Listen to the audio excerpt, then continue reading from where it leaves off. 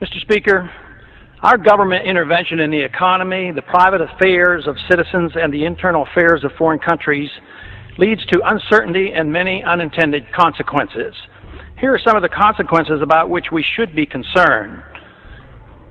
I predict U.S. taxpayers will pay to rebuild Palestine, both the West Bank and the Gaza, as well as Afghanistan.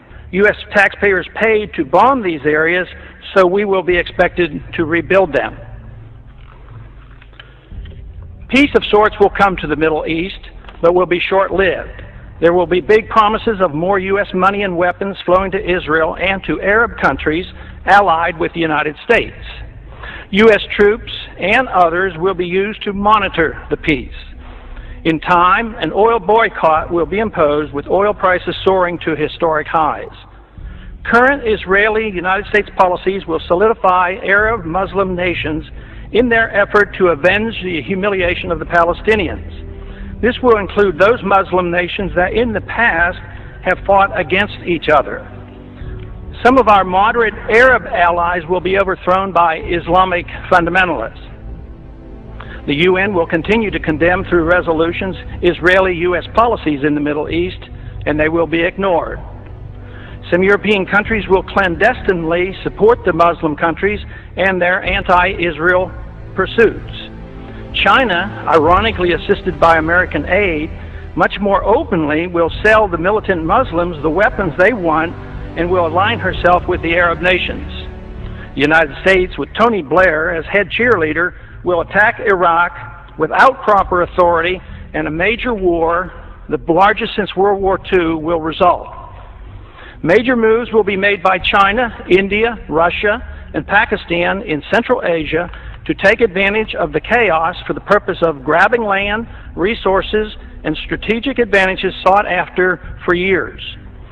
The Karzai government will fail, and U.S. military presence will end in Afghanistan. An international dollar crisis will dramatically boost interest rates in the United States. Price inflation with a major economic downturn will decimate U.S. federal government finances and exploding deficits and uncontrolled spending. Federal Reserve policy will continue at an expanding rate with massive credit expansion, which will make the dollar crisis worse. Gold will be seen as an alternative to paper money as it returns to its historic role as money. Erosion of civil liberties here at home will continue as our government responds to political fear in dealing with the terrorist threat by making generous use of the powers obtained with the Patriot Act. Many American military personnel and civilians will be killed in the coming conflict. The leaders of whichever side loses the war will be hauled into and tried before the International Criminal Court for war crimes. The United States will lose the war, but neither will we win. Our military and political leaders will not be tried by the International Criminal Court. The Congress and the President will shift radically toward expanding the size and scope of the federal government. This will satisfy both the liberals and the conservatives. Military and police powers will grow, satisfying the conservatives. The welfare state, both domestic and international, will expand, satisfying the liberals. Both sides will endorse military adventurism overseas. This is the most important of my predictions. Policy changes could prevent all of the previous predictions from occurring. Unfortunately, that will not occur.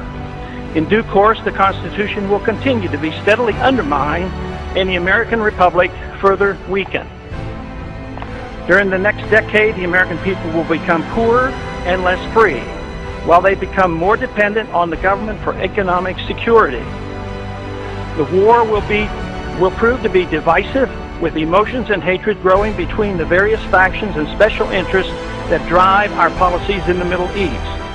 Agitation from more class warfare will succeed in dividing us domestically. And believe it or not, I expect lobbyists will thrive more than ever during the dangerous period of chaos. I have no timetable for these predictions, but just in case, keep them around and look at them in 5 to 10 years. Let's hope and pray that I'm wrong on all accounts. If so, I will be very pleased. The gentleman has expired.